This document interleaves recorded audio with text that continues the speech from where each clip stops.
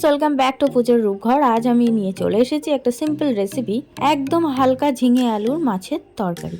এই রেসিপিটা ট্রাই করে দেখো, খুবই ভালো লাগবে, খুব সুস্বাদু হয়।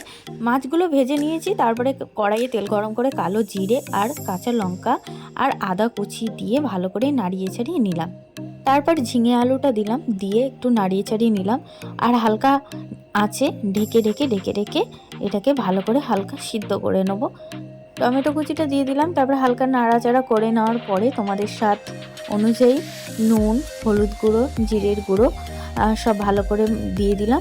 এখানে আমি লঙ্কার গুঁড়ো ব্যবহার করিনি, কাঁচা লঙ্কার তরকারি করছি, তো লঙ্কার গুঁড়োটা ঝিঙে আলুতে না দিলেই খেতে ভালো লাগে বেশি, লঙ্কার গুঁড়ো না দিলে চলবে।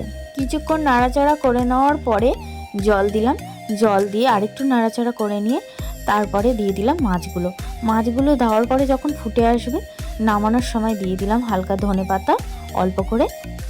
তারপর কিছুক্ষণ ফুটিয়ে নিলাম, ফুটিয়ে নেওয়ার পরে একদম পুরো রেডি ঝিঙে আলু দিয়ে মাছের ঝোল, একদম হালকা কম মশলার তরকারি। এটা কিন্তু খেতে খুবই সুস্বাদু হয়। তোমরা বাড়িতে ট্রাই করে দেখো, কেমন লাগলো অবশ্যই আমাকে কমেন্টে জানিও। টাটা বন্ধুরা, ভালো থেকো, সুস্থ থেকো।